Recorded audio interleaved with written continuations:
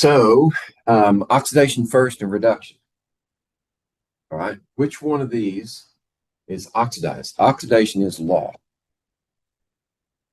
And that was who? The other Kaylee.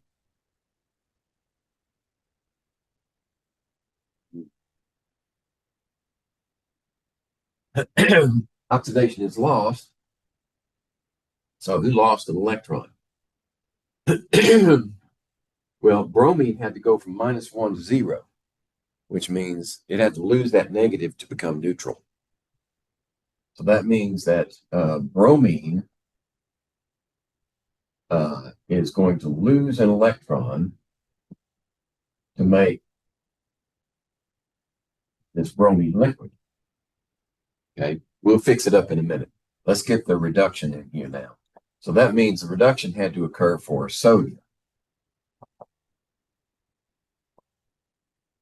And nope,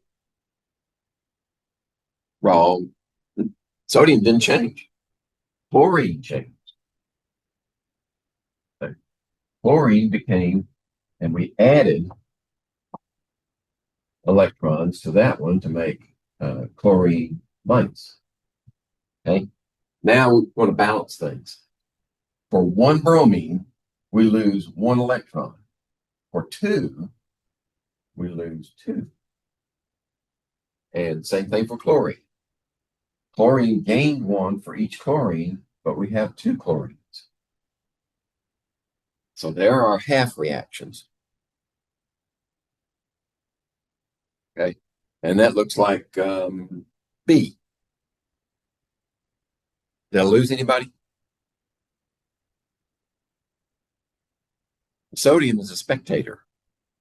Sodium didn't change. Right. Oxidation is loss. Reduction is gain. The gain has to be electrons on the reactant side. The loss has to be electrons on the product side. And we have to balance the electrons. So I skipped that step because they're already balanced. 2 electrons each. Okay.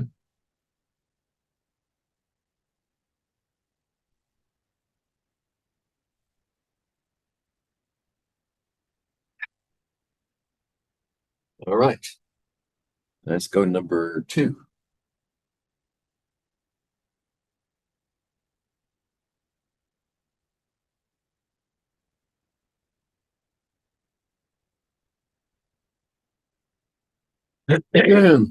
Ammonium metavanadate reacts with sulfur dioxide in acidic solutions as follows. All right. Notice that the way that is written, X refers to the coefficient for the vanadate ion.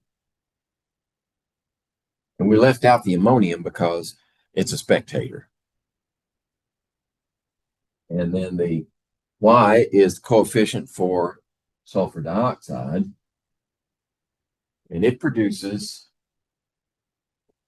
O2 plus X plus 4. So 4. You know, that's a bad choice because that implies that this X is the same as that X. Now, it probably is, but, you know, it should be maybe AB and XY would be a better choice, just to show that they don't have to be the same on both sides. So we want to know what's the ratio of X to Y. So they are implying that the X on this side is the same as the X on that side. So we look at the oxidation states, right? Oxygen is a -2, so that's -4 total. This has to be a +4. And we'll go ahead and do this one. -2 times -8. And we have to hold 2 of them out for that charge. So we only need to balance a -6 with a +6. Okay. And then the vanadium, -2 here is a 6 total. We need to hold one of them out for that negative, so we only need to balance a -5. Okay. And on this side, -2 times 1, and we need a 2 plus. So how do we get a 2 plus out of a -2? Well, if we went to 0, we'd have a +2, but we need 2 extra ones. So +4 will give us -2 and +4 is the 2 plus. Okay. So we have our oxidation states. And we know we might be able to do this without breaking them out. Sometimes you can use tie lines to simplify things. Vanadium +5 to +4 had to do what to get there? It had to gain 1 electron. That's a gain. 1 electron per vanadium. And that means, since the oxygens didn't change, sulfur had to lose, or a loss of +4 to +6, be a loss of 2 electrons per sulfur. Okay. So if we want to balance the electrons, we need ×2 up here. How do we get that?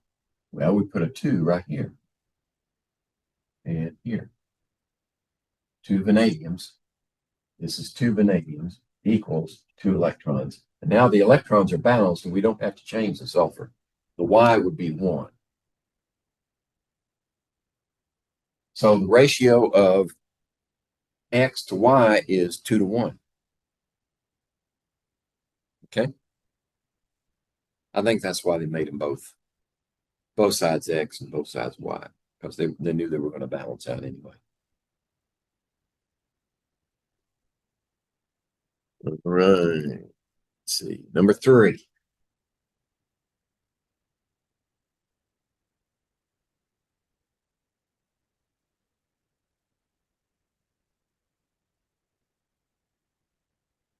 The following reaction occurs in aqueous acid solution. In the balanced equation, the coefficient of water is.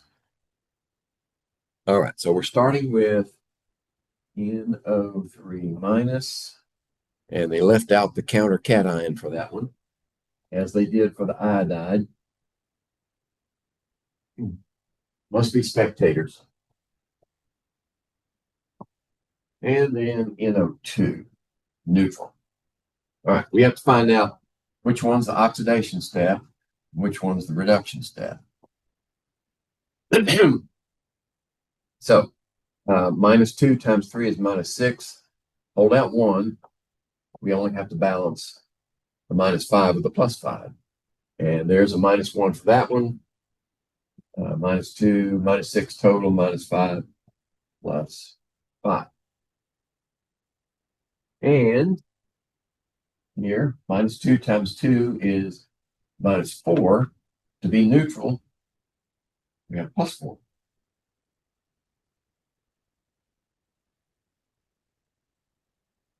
Okay, so we have our oxidation states. Now we can decide which one is oxidation, which one's reduction. If we go from a minus oxidation state on this iodine to a plus, that means we had to lose electrons. That's oxidation. This iodide goes to iodate, where we have a +5. How did it get there? Well, to go to 0, it had to lose 1. But to go to +5, it had to lose 5 more. So that's +6 electrons on this side that it lost. That leaves the nitrate ion going to nitrogen dioxide, +4, as a gain of 1 electron for each nitrogen. Okay, so we've got our half reactions split out. Now we need to balance the non-oxygens and the non-hydrogens. 1 iodine here, 1 there, 1 nitrogen, 1 nitrogen. That's a wash. Now we're going to balance the oxygens. we've got 3 oxygens on this side. We need 3 on this side with a water molecule. That means we've added 6 hydrogens. So 6 hydrogens on this side will balance that out. Now, on this one, we've got 3 oxygens on that side and 2 on that side. We need 1 more oxygen over here. That adds 2 hydrogens. So now we have plus 2 hydrogens. Okay. I left out the electron. No, there's the electron. Okay. Now that we've got the oxygens and the hydrogens done, we can balance the electrons. This one has 1, that has 6. So this one's easy. All we do is multiply the whole thing by 6. And that gives us 6 electrons, 6 nitrates, 12 hydrogens, 6 waters, and 6 nitrogen dioxide. Okay. Now we can either, to answer the question, it just says, what's the coefficient of water? So if we focus on the waters, we've got 6 waters over here, and we've got 3 waters over here. So these 3 will cancel and use up 3 on that side. So the coefficient from water is 3. Okay. Where did I lose you? When I start talking about waters? Down here? Or? Back. Okay, where we balance the oxygens? Okay, all right. So we didn't have water or hydrogen before. Right? We only have these right here. Yeah. Okay. To balance the oxygens from this side, I need 3 of them. So that's why I put 3 waters, 3 oxygens. Okay. That added 6 hydrogens on this side. I had to go over here and add 6 hydrogens as protons.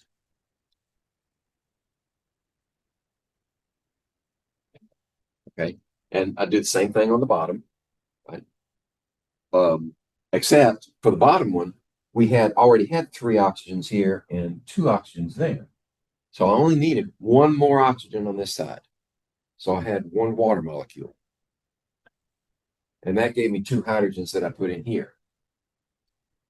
At that point, I needed to balance the electrons. There was only 1 electron here at first. So multiplying this whole thing through by 6 will give me the 6 electrons I need to balance. Okay. And then instead of bringing the whole thing down to add the equations together, I just focused on the question, which was how many waters.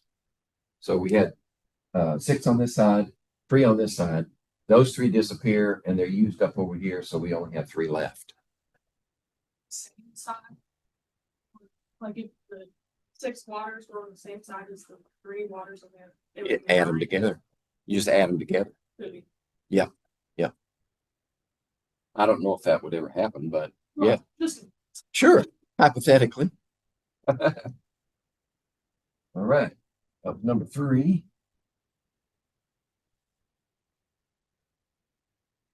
Quicker. Just leave a shadow. That's the problem with these fractions. It's kind of slow things up. But it's easier now to get the rest done with that. All right. Scroll to number 4.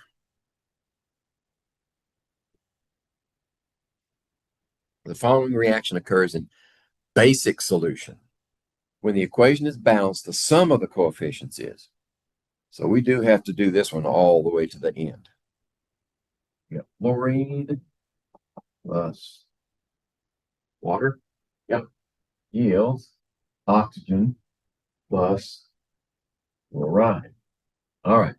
We got oxidation states here and here. This is always -2, and this is +1, and this is 0. So we need to split them out. And let's see, if we take fluorine, it went from 0 to -1. That's a reduction. So the fluorine went from 0 to -1. We had to add. Well, let's leave that alone for now. We know that it's reduction. So what was left is water goes to oxygen. That's 0, -2 plus 1. So the oxidized part of that molecule is the oxygen. It went from -2 to 0. Okay. So we don't have any non-hydrogen oxygens here. So we look down here. We need 2 over here. 2 fluorines. Now we can go to the oxygens. This has 2 oxygen on that side. We don't have to add a water molecule because there's already one there, but we do have to multiply it by 2 to give us 2 oxygens. And now we've added 4 hydrogens. Okay.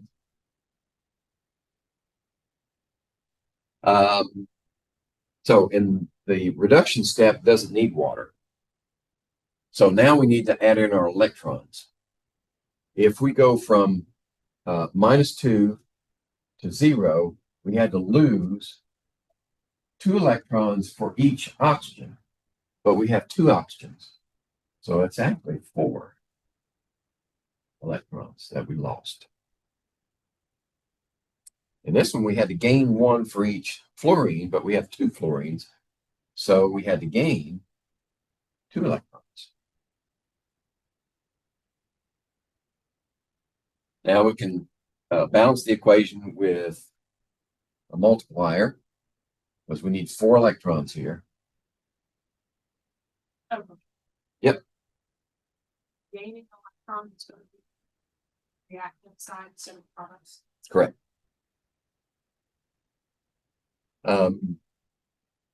So this is a 2, this is a 4, that equalizes our electrons, and this is a 4. So now we've got to go all the way to the bitter end.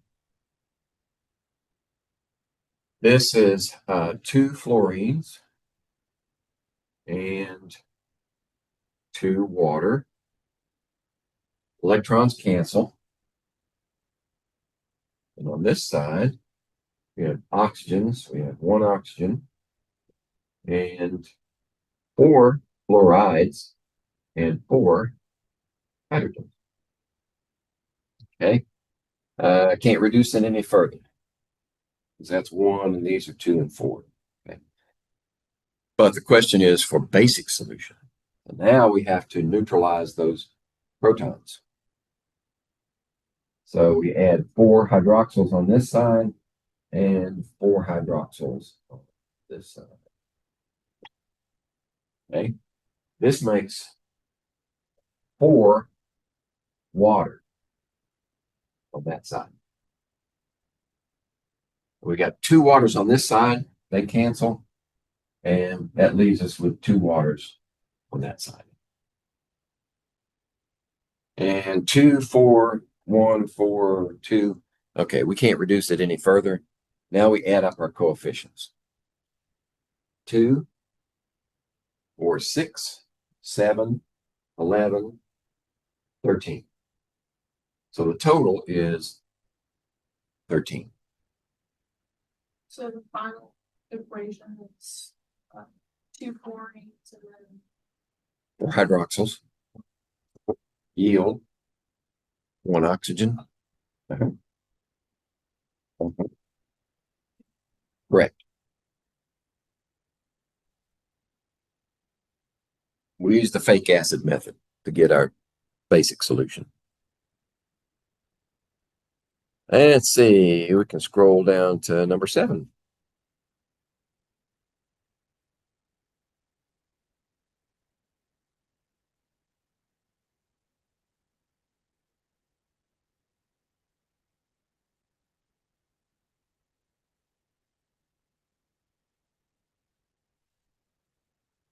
Okay. For the redox reaction, 2 Iron 2 plus chlorine yields 2 iron 3 plus chloride. Which of the following are the correct half reactions? Okay. 2 Fe2 plus. Fe2 plus chlorine. 2 Fe3 plus 2 chloride. All right, let's see if this is balanced first. We got 2 irons, 2 chlorines, 2 chlorines. How about electrons? We went from a +2 to a +3. That means we had to lose 2 electrons because 2 irons. So we would have 2 electrons over here. Chlorine went from 0 to -1, which means it had to pick up 2 electrons each. Right? 1 for each chlorine, and we're balanced with the electrons also. I wanted to be sure.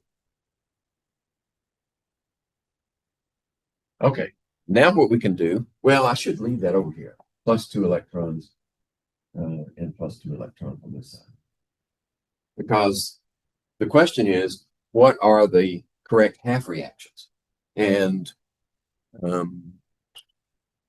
well, we have 1 through 5 Roman numeral to choose from. So we'll just put them in whatever order we want, and then we find them in there. So the half reaction here would be, oxidation would be iron 2 to iron 3 plus yields 2 Fe3 plus the 2 electrons. And then the reduction would be the chlorine plus the 2 electrons yields 2 Cl minus. Okay. Now, here's the tricky part of this question. This half reaction can be reduced.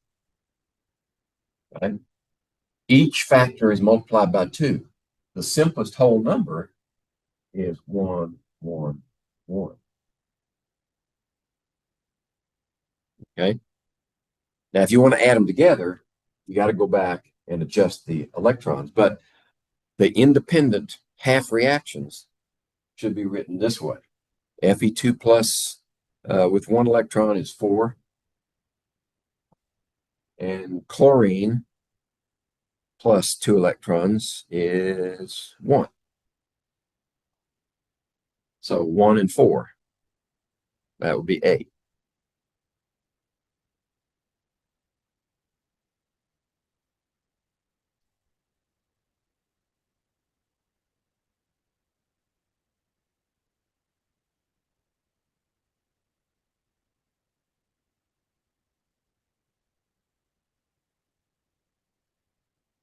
All right, number 8.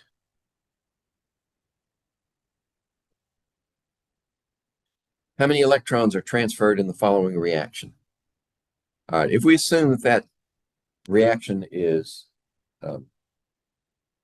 balanced, and we can put it up here and determine that. ClO3, 2 chlorate ions plus 12 hydrogens and 10 iodide yields 5 iodine plus 6 water. This is probably balanced. I mean, we can see if the elements are balanced. 2 chlorine, 2 chlorine, 6 oxygen and 6 oxygen. Yep. 12 hydrogens, and 10 iodines. Yeah, those are balanced. How about the if we want to see how many electrons are transferred, we have to go in and do oxidation states. Let's see. I heard a ding-a-ling. Let me see if that's somebody new. Yeah. Madison?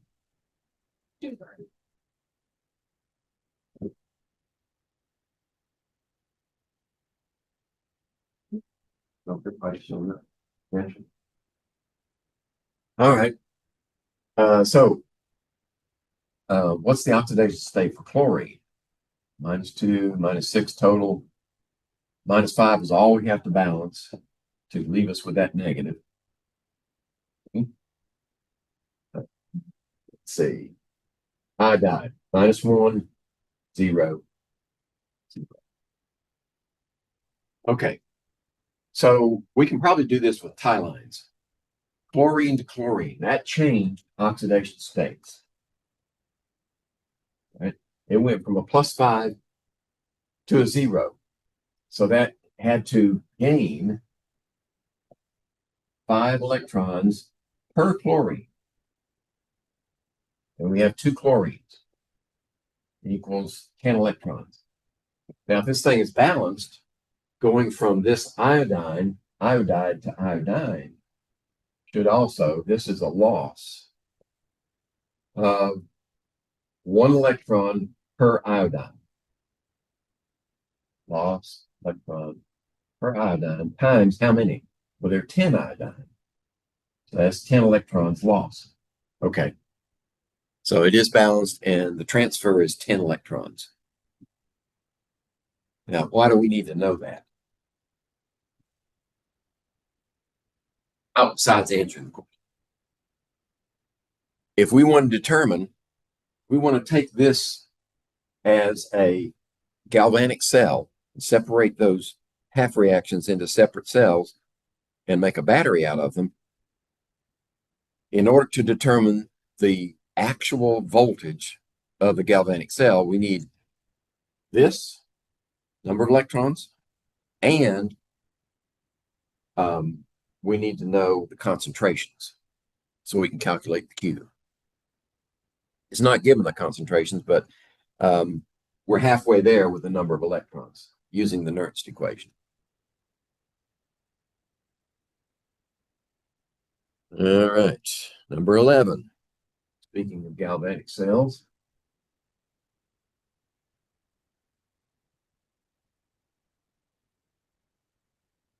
just think battery. It's easier to rationalize battery than it is a galvanic cell. We give the Italian credit.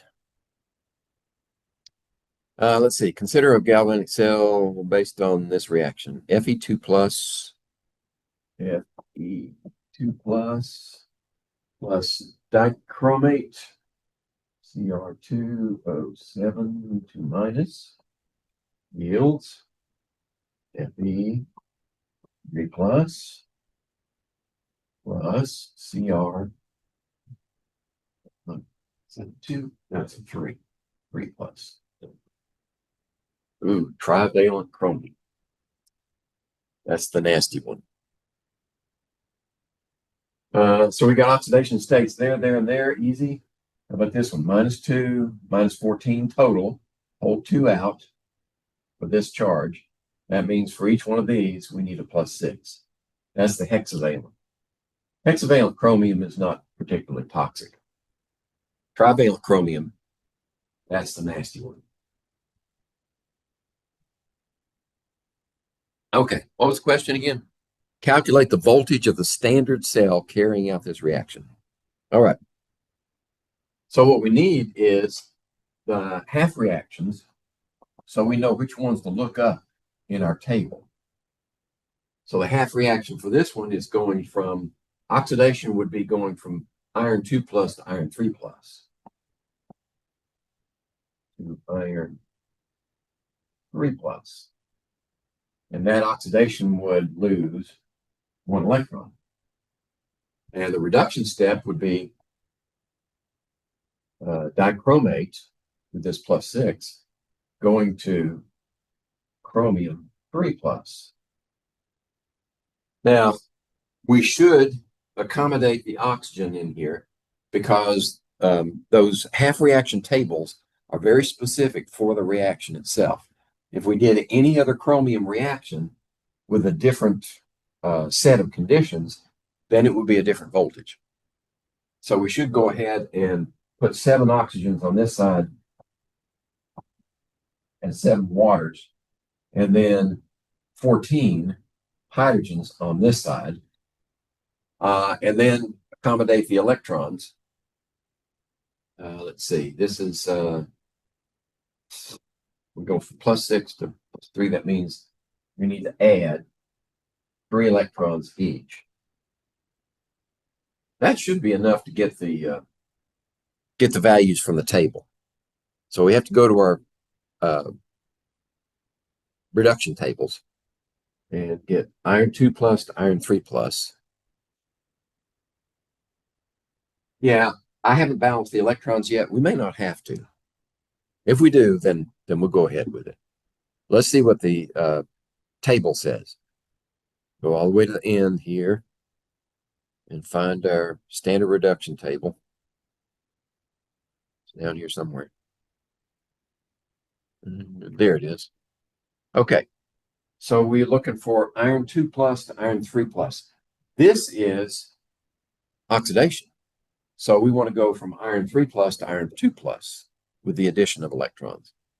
So I'm looking down the left-hand side for iron 3 plus and see if I can find it. Iron 3 plus 2 plus. There it is. That is 0.77 volts as a reduction. If this happens to be the oxidation, then we got to change the sign. Right? Because we turned it into an oxidation. Now, we may have to modify this later, but this one's already reduction, so we're going to look for dichromate. Dichromate. Dichromate. It's not on that side, it must be on this side. Huh? Did I miss it?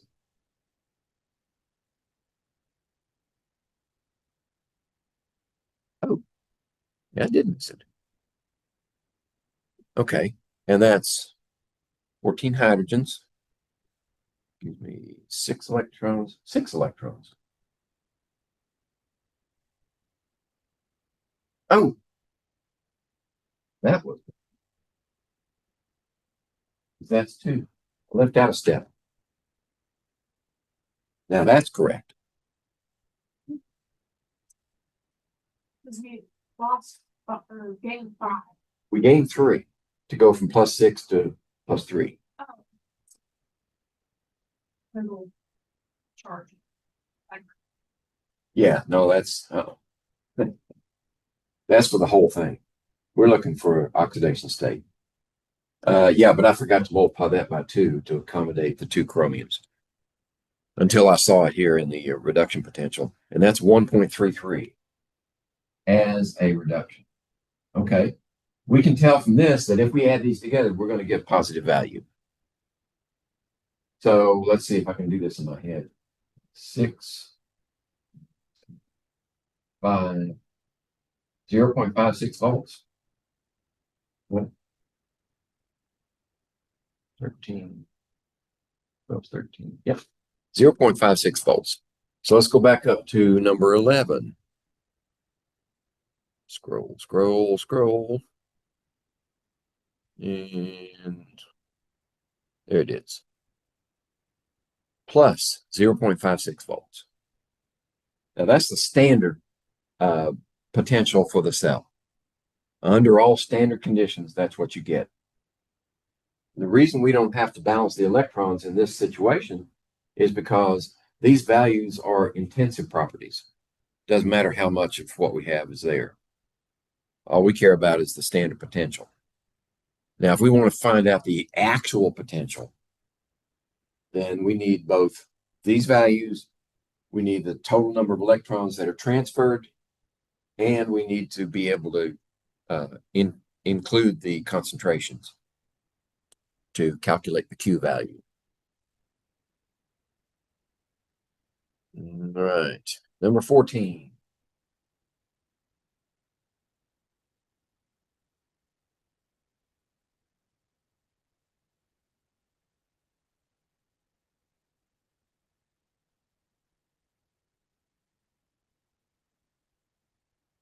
A strip of copper is placed in a 1 molar solution of copper nitrate, and a strip of silver is placed in a 1 molar solution of silver nitrate.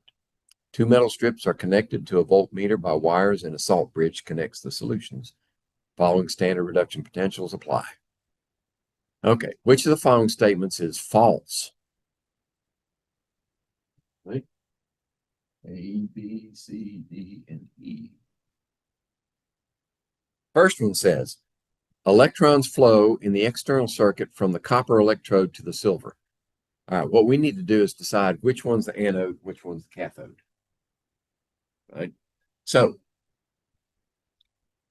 looking at the standard potentials, and these are standard conditions, 1 molar for each solution. If we turn the copper into the anode, we flip that one, then that gives us a negative 0.34 plus a 0.8. That will give us a positive voltage. So the copper is the anode. And if we wrote this out in line notation, that would be copper, that would be the solid. And then the copper 2 plus, right, be in solution. Yes. And then the silver, we'd have this salt bridge. Then we would have the silver here and the silver solid here. And the circuit would go from anode to cathode like this. And then we would have our voltmeter there, and electrons would flow that way. It makes it easier to answer the questions. Electrons flow from copper to the silver. Yes, copper to the silver. A is true. We're looking for the false one. Silver electrode increases in mass as the cell operates. Yes. As we add electrons here, we reduce silver ions into silver metal, and it adds to the mass of that electrode. So B is also true. C says, there is a net general movement of silver ions through the salt bridge to the copper half cell. No. That's never going to happen because silver ions are being reduced onto the silver electrode. They can't move through here. This is probably something like potassium nitrate in the salt bridge, so that we don't precipitate the silver accidentally. If it was potassium chloride, we'd have a problem. Potassium nitrate's okay because all nitrates are soluble. And we just, we're removing cations from this side, so the potassium in here will flow that direction to replace them. We're creating cations on this side from here, so the nitrate will move to balance those charges. We found our false one. That's C. And D and E should be true. In the interest of time, I'm going to go on 15. In fact, that's the way you would do it if you were taking an exam. You found the right one, you move on. 15. Which of the following species cannot function as an oxidizing agent? Oxidizing agent equals the species reduced. So which one of these cannot be reduced? Let's see, A, B, C, D, and E. The one that can't be reduced already has all the electrons it wants, right? So how about sulfur? Solid. Right? Sulfur is a nonmetal. Nonmetals love electrons. Right? It's neutral, so it can take on some more electrons. Right? So that one can be reduced. This one's okay. B is nitrate. Right? So what's the oxidation state for nitrogen here? -2, -6 total, -5 only required, +5. Yeah, nitrogen can be further reduced. It's positive oxidation state. We can add more electrons to it. Okay, so that one will work. How about C? Dichromate. We did this one already. We know that 2 minus. This is a +6. Yeah, It can take on more. In fact, the one we did earlier, it went from +6 to +3. So we know this one can be reduced. How about D? Iodide. Iodide. Is iodide going to take on more electrons? Nope, because it has a complete octet now. All we have to do is add one electron to iodine, and we get the electronic configuration of xenon. It's happy. So this one is not going to be, will not serve as an oxidizing agent. And if we looked at manganate, we'd find out that it's okay too.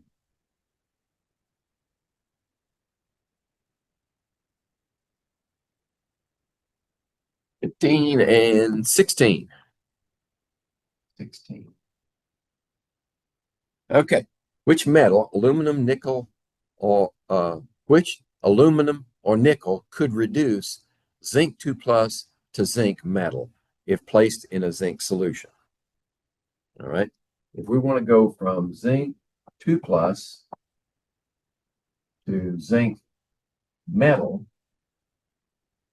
and its reduction is -0.76. Standard reduction. -0.76. What we would need is either aluminum or nickel to serve as to be oxidized. Aluminum would have to lose 3 electrons, nickel would have to lose 2 electrons. And if we wrote them that way, aluminum metal would go to aluminum 3+ plus 3 electrons. They're kind of getting in the way, plus 3 electrons. Or nickel. Nickel would have to do this. Let's see. That would be nickel 2+ plus 2 electrons. So their values now would be reversed. Aluminum would be plus 1.66 volts, and nickel would be plus 0.23 volts.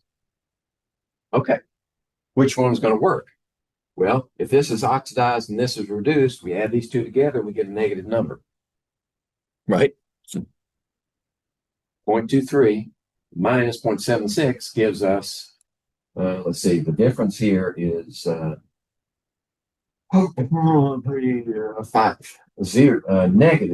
0.53 volts. That won't work. If we add these two together, then we get 0.9 plus 0.9 volts. Aluminum is the answer. Only aluminum will work. That's A. Right? 17. No time.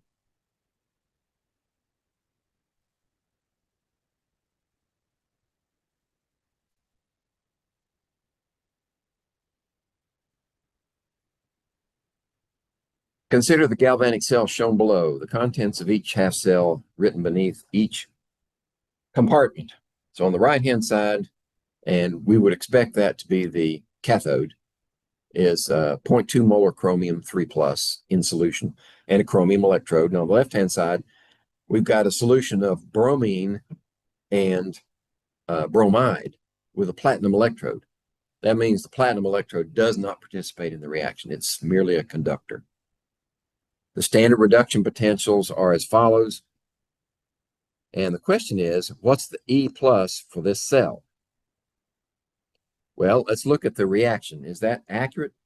Cr3+ plus 3 electrons yields chromium solid. Okay. Bromine plus 2 electrons yields 2 bromides. That's the reduction. Those are reduction potentials. So how would we get a positive out of this arrangement? If we flip the chromium to an oxidation, then we definitely get a positive value. You know, plus 0.727 plus 1090, that would give us a positive value. If we flip the bromine, make it the anode, I mean, it's by convention, it's on the anode side, but that doesn't mean it's correct. But if we made it negative, we get a negative value. So we would flip the chromium and make it positive. And that would give us 7271090. 7271090. That would be 7, 11, 8. 1.8 volts. That's A. Right? Yeah, A. So the temptation is to trust that diagram as correct, but it's not. It puts the anode on the right and the cathode on the left. It's not adhering to convention. Right? We got a different one. Number 18.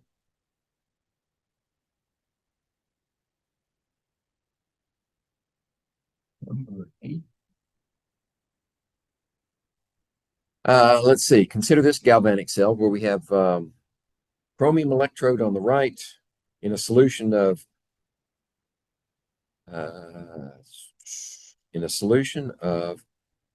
chromium 3+ and dichromate in acid solution. And the acid solution strength is the same on both sides, 0.01 molar. Okay. Then we have manganate and manganese 2+ in acid solution on the left. All right. Standard potentials are given for the reactions. Let's see how those reactions stack up. MnO4 minus goes to Mn2+. All right. Okay. That looks good. Dichromate goes to chromium 3+. Okay. Here's the thing. Do we even need that chromium electrode? No, because the reaction takes place in solution. We could have substituted another platinum electrode for that chromium electrode. I think they're trying to trick us, saying, ooh, maybe the chromium participates, but it doesn't, because the reaction is dichromate to chromium 3+. All right, what's the value of standard potential here? All right, we're looking at the same situation as before.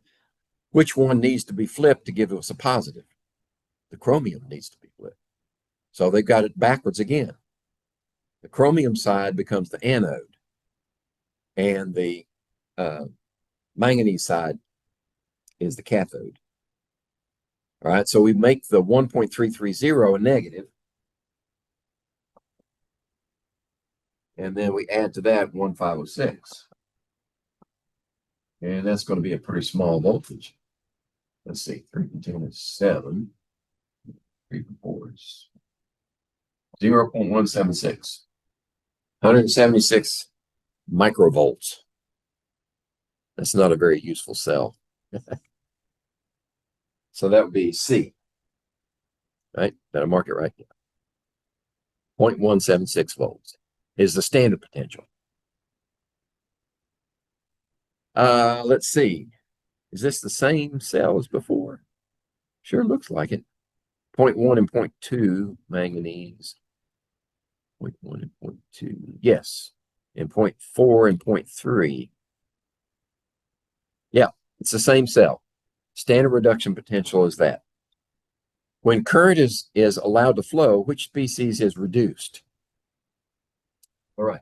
So we know that this one stayed the same. The MnO4 minus was reduced, because that's at the cathode. That should be C also. Yep. There it is.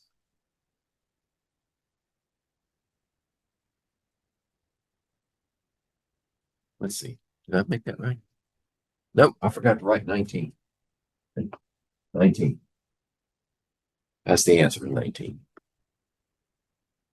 It's the same galvanic cell. It's just a different question. How about this one? Again, okay, we got another one. All right, 20. Got the same cell. Standard reduction potentials haven't changed. What's the value of Q, reaction quotient for this cell reaction? All right, in order to calculate Q, we have to combine the two reactions. All right, so they've already been separated for us. We know that the manganese has to be flipped. All right, so we're going to put Mn2 plus on this side.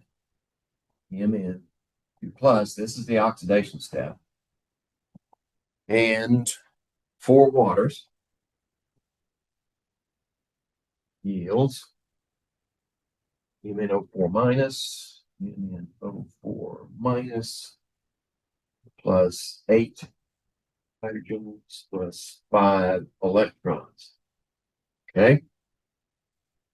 And the reduction will be the one as written.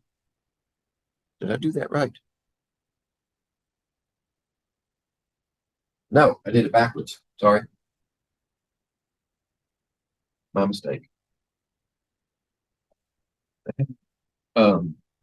That's the wrong equation. The one that's reduced is the manganese. Yeah, because we had to flip the chromium. Chromium is the oxidation. So we have two Cr3 plus and 7 waters yields dichromate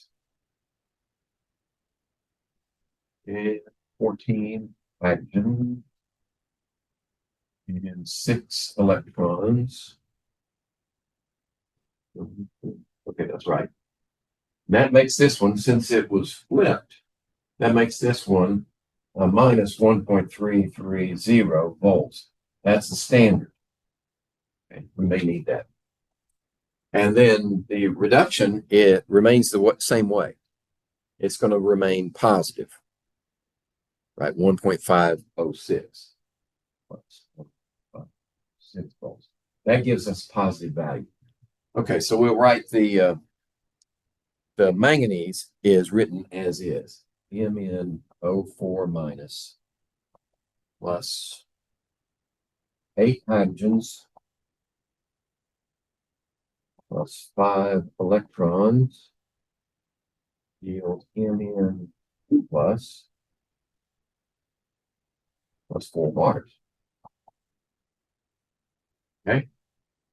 All right, now we need to combine them because in order to calculate the Q, we need a complete reaction equation, not half reactions. So these are balanced the way they are. What we have to do is balance the electrons. Okay, so that one's 6, this one's 5. The only way to reconcile that is cross multiply. Right, bring the 6 down here, put the 5 up there. So that makes this one 10. This one is 35. This one is 5. This one is 70 and 30. Okay.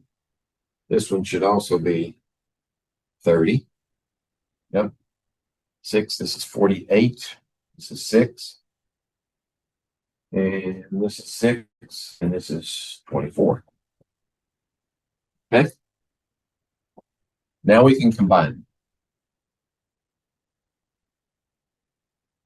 All right. Let's see. 10 chromium, 10 Cr3 plus, and 6 MnO minus. Those 35 waters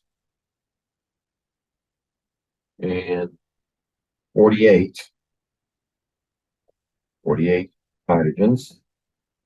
We don't need to bring the electrons down, but we do need we need that number. So it's 30. Maybe I ought to put that in there just to be complete. So I'm gonna hold on to the electrons now. And on this side, we have 5 dichromates and plus 6 Mn2 plus. Next, I put waters. Let's see.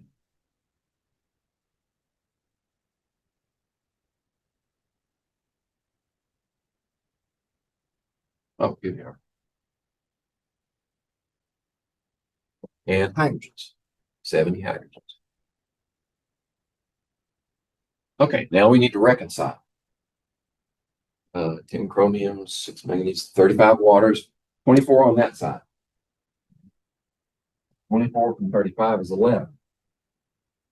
11 waters, 48 hydrogens and 70 hydrogens. These hydrogens disappear, and these become 22.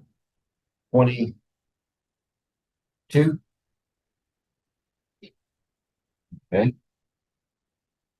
All right. Now, can we reduce it any further? 10, 6, no. That's a prime number. There's a prime number.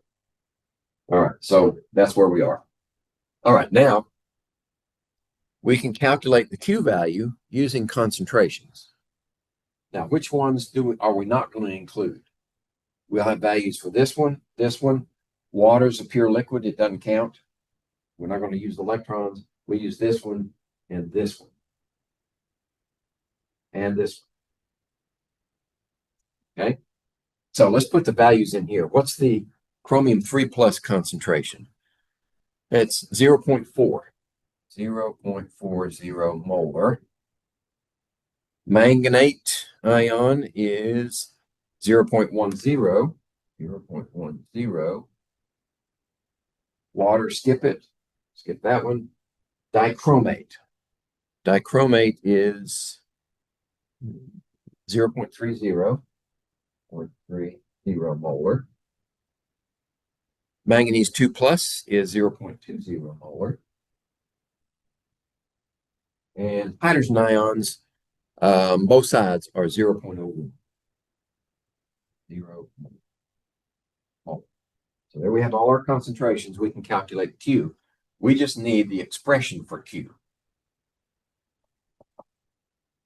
Right? So in the numerator, we've got dichromate. Don't need to write those up there. Maybe I bet. We've got, since these are not equilibrium, I'm going to use parentheses. Cr2O7 to minus to what? To the 5th power. And then manganese 2 plus to the what? 6th power. And then hydrogen ions to the 22nd power. This is a good illustration of why we don't include units. And then in the denominator, we have chromium 3 plus to the 10th power. And we have manganate to the 6th power.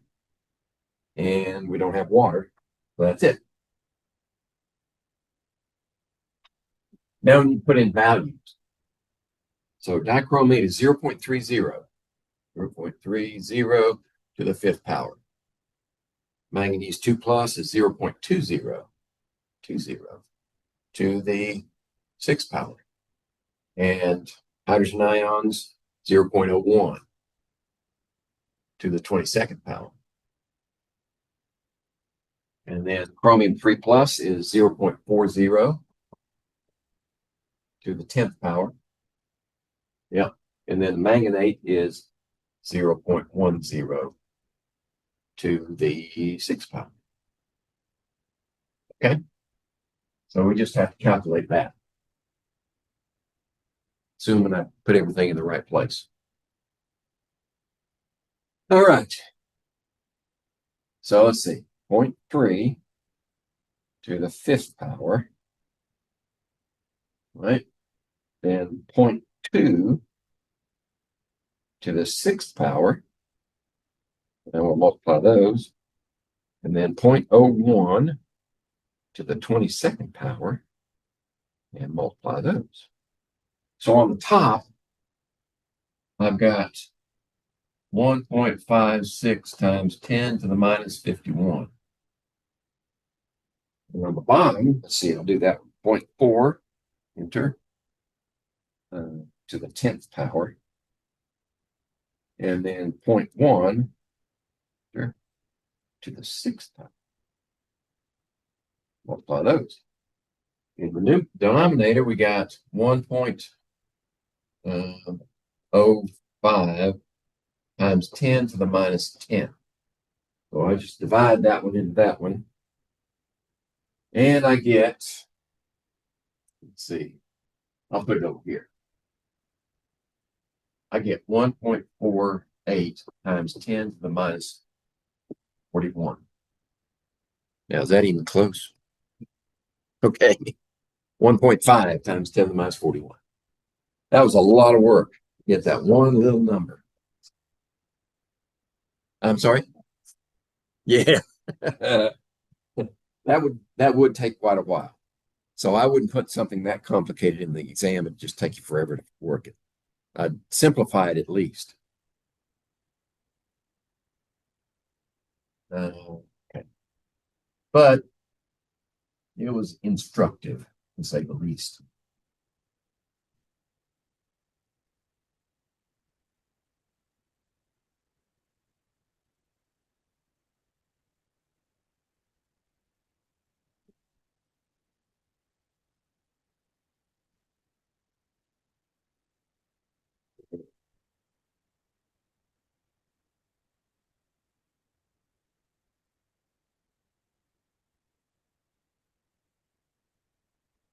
Go. Let's see who's next. Is that the same one again? Okay.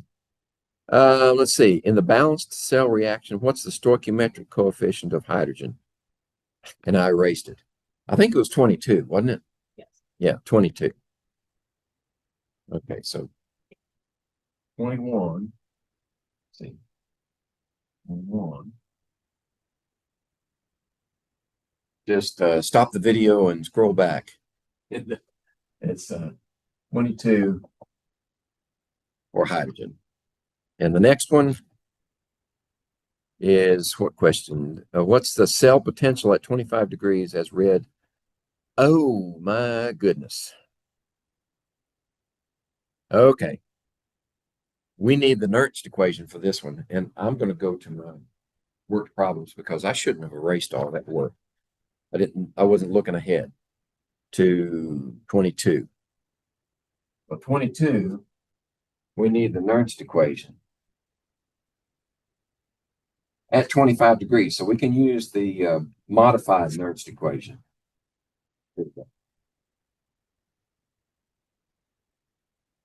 It's going to be the actual potential equals standard potential minus 0.0591 over the number of moles of electrons times log of U. Okay. So from our previous equation, we found that N, the number of moles of electrons being transferred, is 30.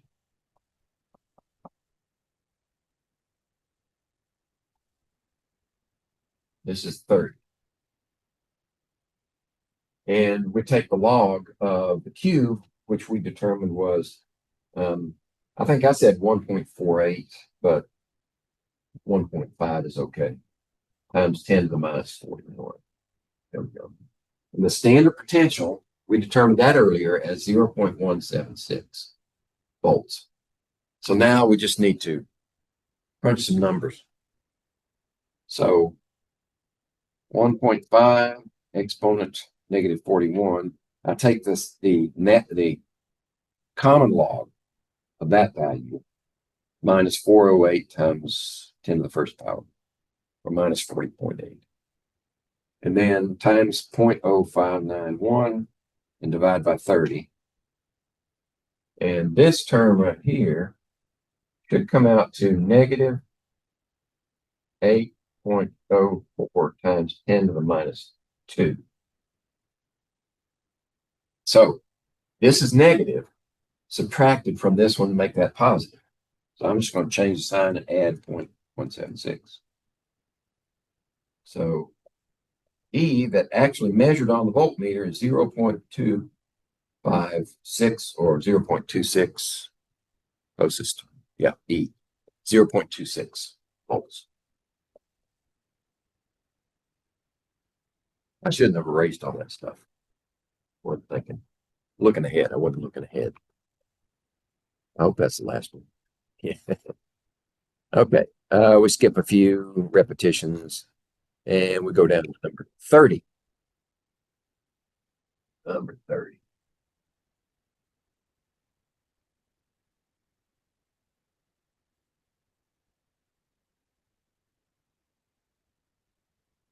Following has a potential of 0.91 volts. Let's see.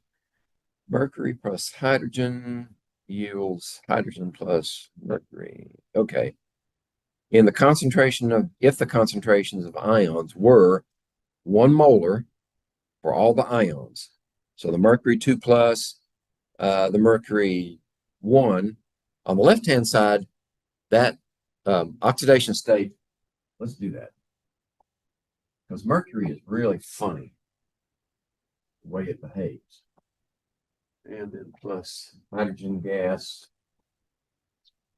yields hydrogen ions in aqueous solution and Hg2, 2 plus. So the oxidation state here is 0, and there's 1. This is plus 1, and this one is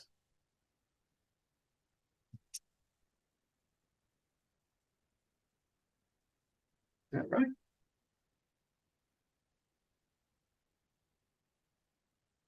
Oh, I'm sorry. That's 2 plus. This is, they have the same charge, but there are 2 of them here. So this one is plus 1.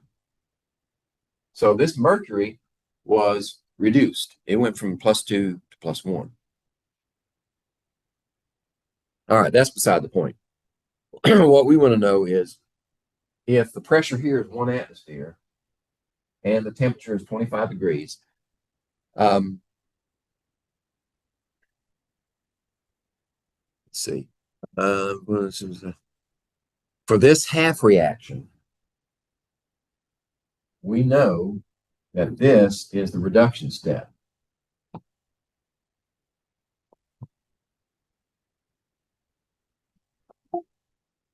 Right? We know that's the reduction step. So what's the standard potential for that half reaction? All we have to do is look it up because this is a standard hydrogen electrode. This one is 0 volts. So if we want to know the potential for that one, we just have to look it up. And if we go down to the bottom and look up the value for this reaction, this reduction potential, it will be 0.92 volts. Okay. The point of this problem is for you to recognize that this one is 0 because it's the hydrogen electrode. We set it at 0 arbitrarily so that we can compare everything else to that one. All right, let's scroll a little bit more. Skip a few.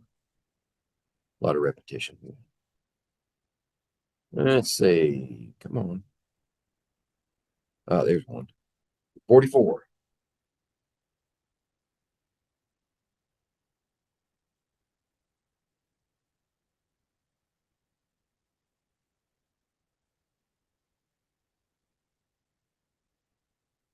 Okay, an excess of finely divided iron is stirred up with a solution that contains copper, and the system is allowed to come to equilibrium. Okay, iron and copper 2 plus. Now, if that comes if that reaction is possible, the iron would be reduced and the copper would be oxidized, right? Because copper is in the ionic state, iron's not. So let's go look at let's see if that's possible. Let's go down to the bottom. And here we go. Iron and copper 2+. Iron, which iron did it go to? 3+? 44.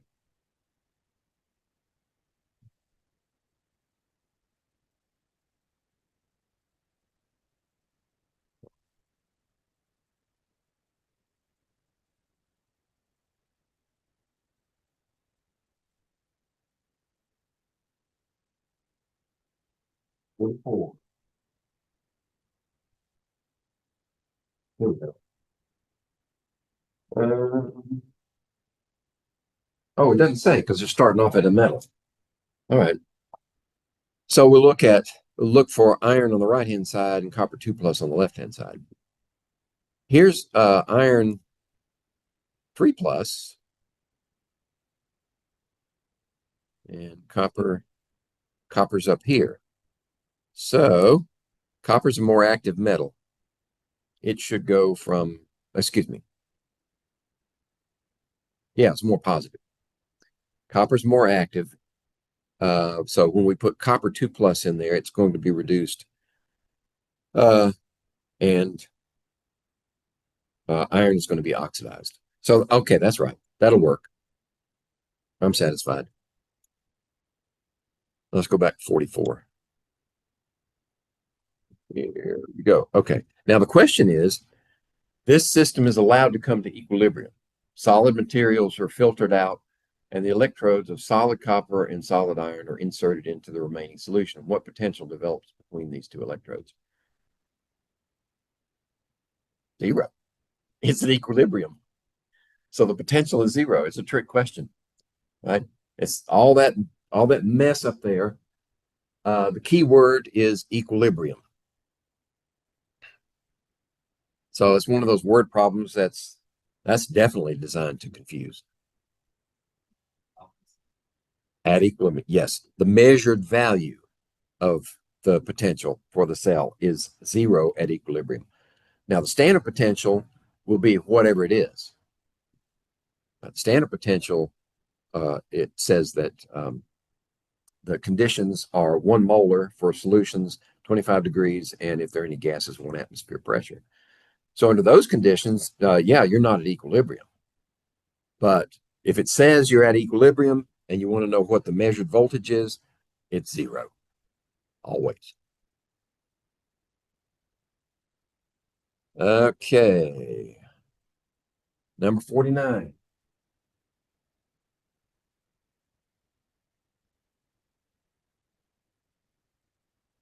You make a cell with aluminum electrode in a solution of aluminum nitrate and a zinc electrode in a solution of zinc nitrate. If you could increase the concentration of aluminum, which of the following is true about the cell potential? All right, so if we have, let's see, let's write it as a reduction first. 3+ plus 3 electrons yields aluminum. Oops. Aluminum solid. And the other one is zinc. Zinc. Oops. Zinc 2+ plus 2 electrons yields zinc metal. Okay. Let's get their standard potentials. Yeah, but let's get the standard potentials so that we can assess which one's the anode and which one's cathode. So rather than scroll down, I'm just going to look them up. Aluminum and zinc.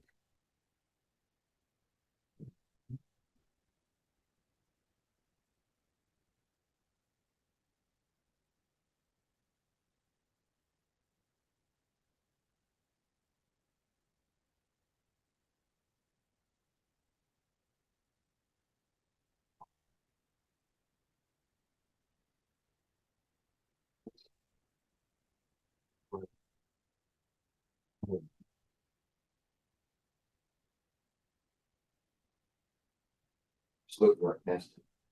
There's aluminum. Minus 1.66.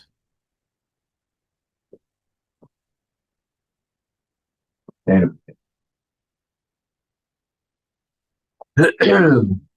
and zinc is minus 0.76. 0.76. So under standard conditions, aluminum would be the anode and zinc would be the cathode. So we would have, if we combine these two equations, since there's no water involved, then we would flip this one, right, and make it positive. So that means aluminum will be on this side and aluminum 3 plus with its ion be on that side. And then if we combine the two equations, we'd have to have a 2 multiplier here and a 3 multiplier there. So bringing them down, we'd have 2 aluminums plus 3 zinc 2 plus, and these electrons would be 6 each. And then on this side, we would have zinc plus aluminum 3 plus, only this one would be 2 and this one would be 3. Okay. Now, the voltage here would be 0.9 plus 0.9 volts. Okay. Now let's go back to the question. If you could increase the concentration of aluminum, 3 plus, increase this concentration, what would that do to the cell potential?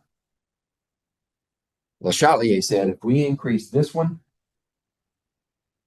the equilibrium is going to shift this way, and it would reduce the cell voltage. Cell voltage would decrease.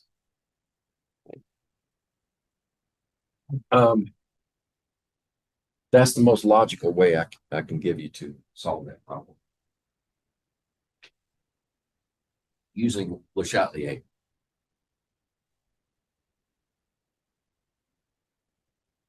All right, 56.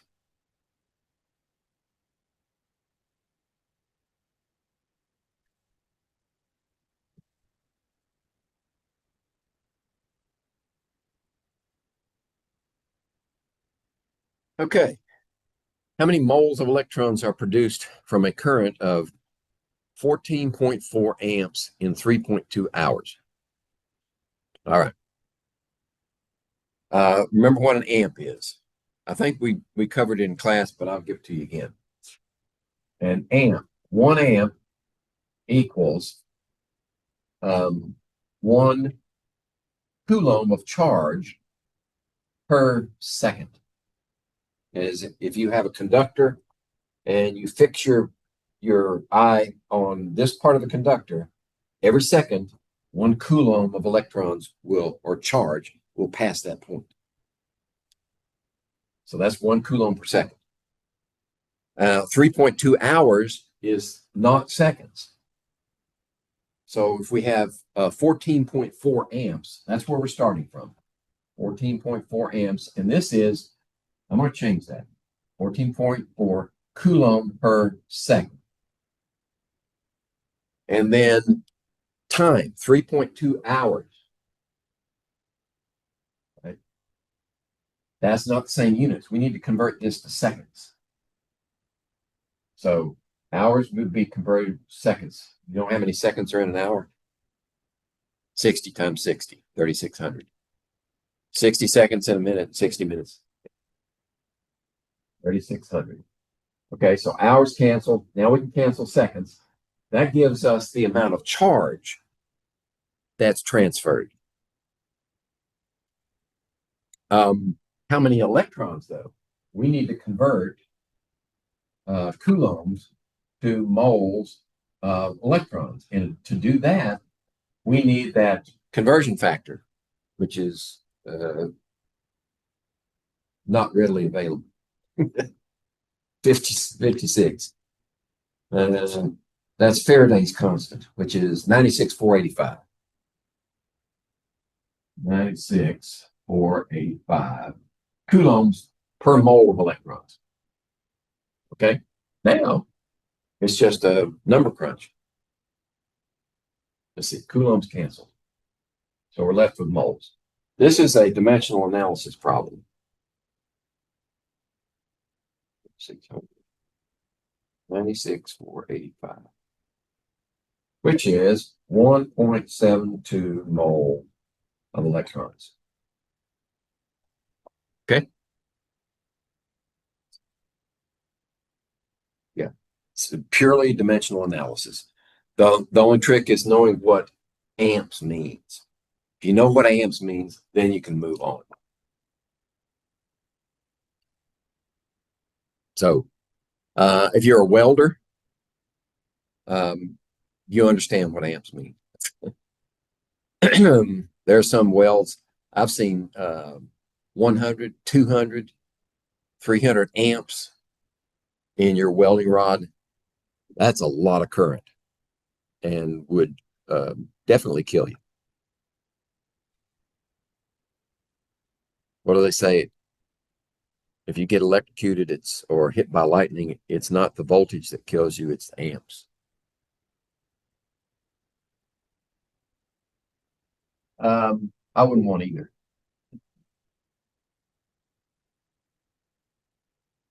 Because if the voltage is high enough, even water is conductive. That's why they tell you don't stand out in a puddle of water in the middle of a field in a lightning storm. Yeah. Yeah, good rule. I don't know if I've told you this before, but a friend of mine in high school, well, she wasn't a real good friend, but she was a class member. I was a teacher's kid, so I was there. All I had to buy was my books and my uniform at this private school. My father was a teacher, so all the kids who weren't had to pay a hefty tuition. So they had to come from rich families. Well, they had this cabin up in the north of Georgia, they go to on the weekends. She went up there by herself one weekend, took a bubble bath, and was talking on the phone.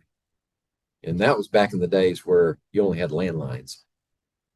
So lightning strike hit the phone line, went down the phones, threw her into the ground, and she died. Yeah, voltage was high enough to make the water conductive.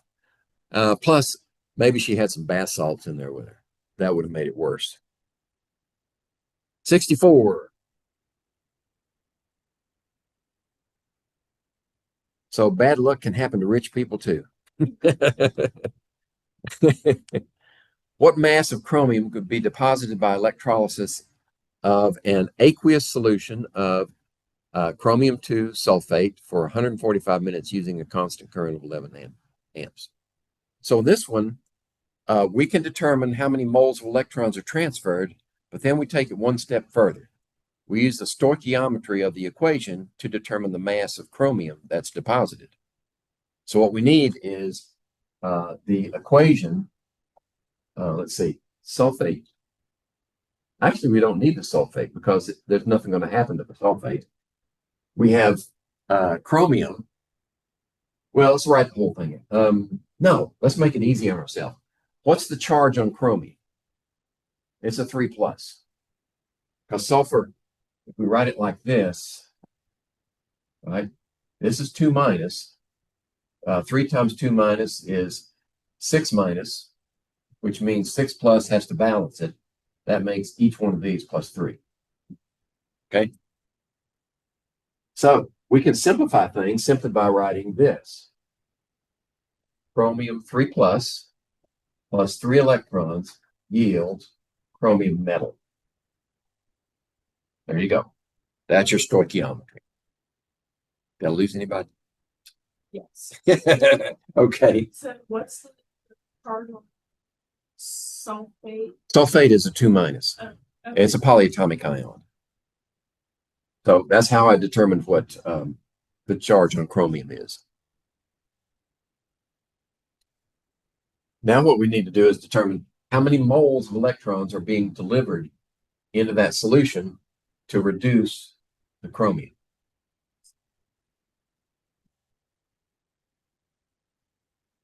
Gains. Okay. So if we start like we did before with 11 amps, which is 11 coulombs per second, then we can find out for 145 minutes. Right? So that has to be converted to seconds. And seconds, that's 60 seconds per minute. Minutes cancel, seconds cancel. Now we have coulombs. We need to convert coulombs to moles of electrons, which is 96,485. What's it?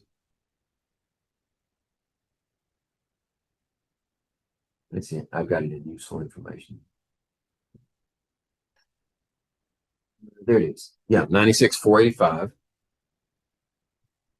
485 coulombs per mole of electrons. And that gets rid of coulombs.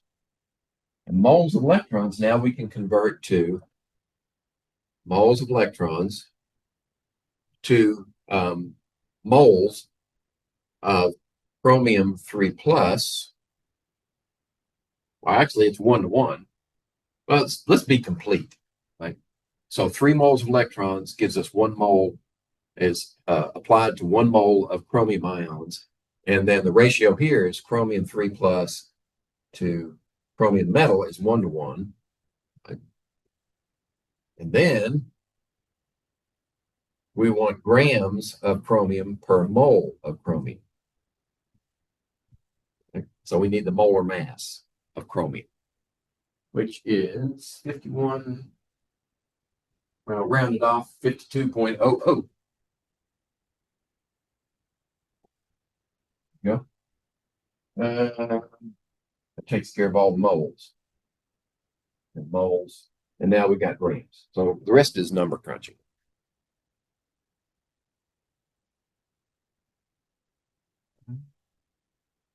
$60.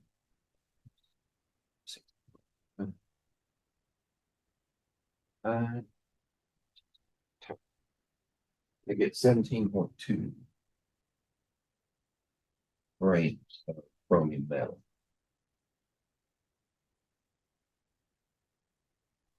Okay. All right. People dropping off. They must be getting here close. 64. Who's next? There's Pam.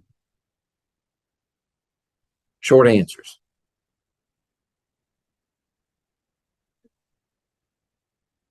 No.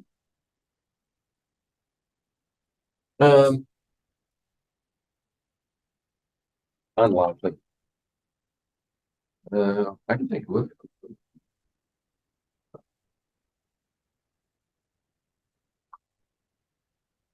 By day.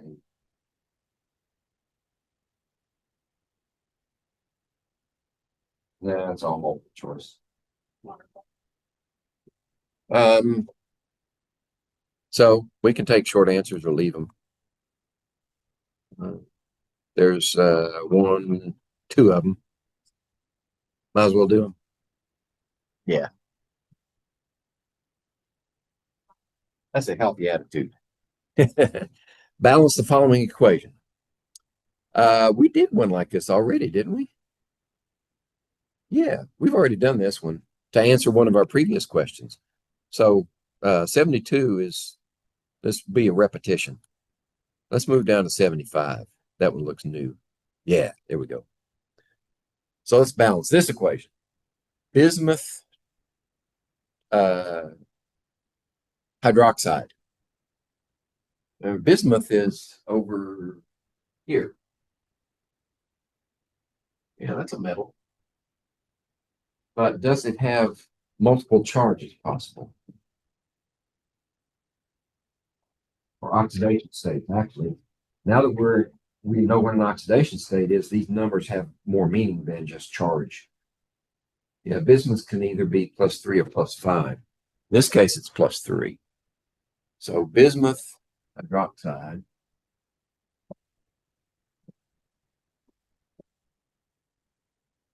Okay. And SNO2, stanate ion. Is that charged? No. This one is charged.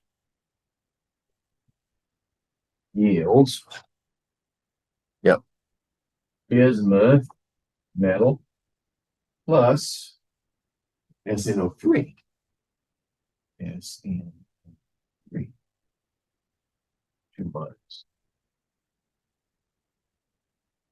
And the reason I put that base out there is this is in basic solution, and the giveaway should be this one up here, that hydroxide. So this has to be balanced in basic solution. All right. So we need oxidation states. Oxygen's not going to change. Hydrogen's not going to change. So we're looking at this 10 to that 10 and this bismuth to that bismuth. This is 0 because it's an element. This one, since these are -1 for the total, that's plus, excuse me, that's -3. This has to be a +3. I got that? This is a polyatomic ion with a -1 charge. 3 of them means that has to be a +3. Okay, this is -2, -4 total. Hold 2 of them out. So this is a +2.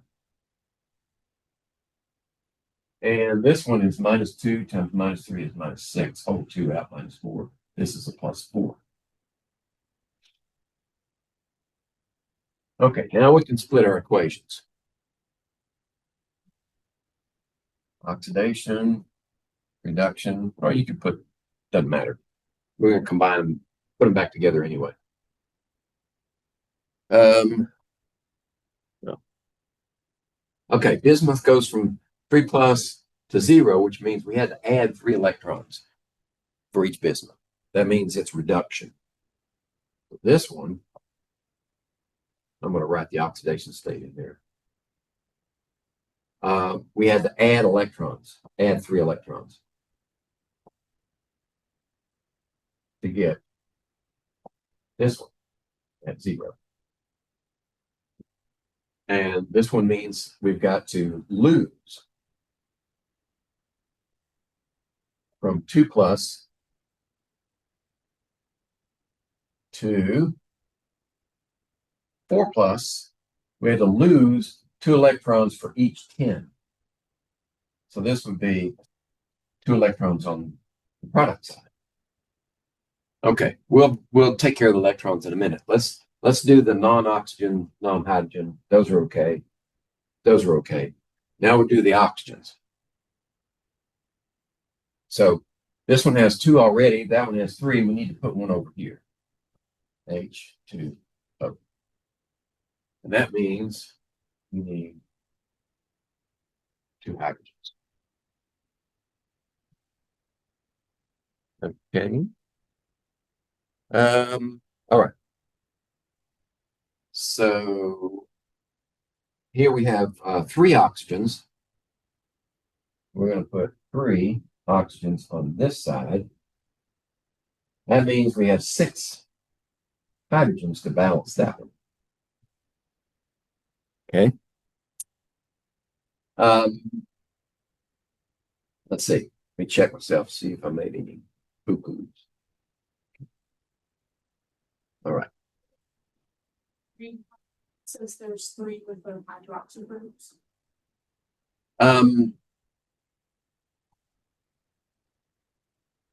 You know, that's a good point.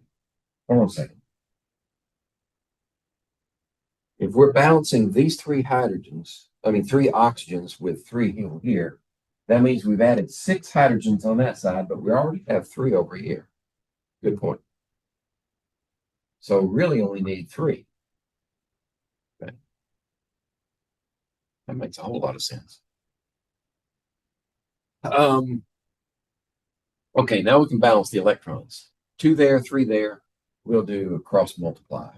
2 here, 3 there. That gives us a 3, 3, 6, 3, 6. And this is a 2, 6, 6, 2, 6. Okay. So, Together. That one's going downhill fast. So let's put them in the same order. This is going to be 2 bismuth hydroxide. And then 3 CO2 minus, then 3 water, and 6 hydrogen. This side we have the bismuth first, and then the CHEM8. Oops, sorry. So looking at the wrong one. This is 6. And this is 3. And then 6 waters and 6 hydrogens. There we go. All right.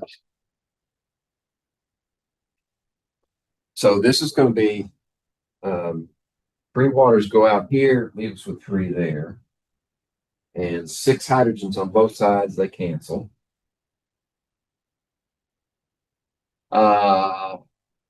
You know what? This is basic by design because we canceled our acid. Our hydrogens are gone. So what we need to do now is check to see where I made my mistakes. Oh.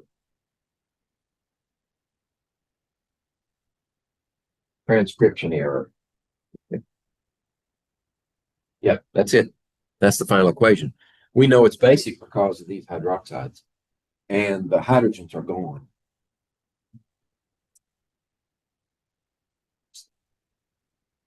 Oh, you just add hydroxyls. Oh, Uh-huh. Yeah. Yeah. Turn it into water by adding hydroxyls to both sides. Yeah. Okay, that's the last one I have marked, I think. Yep.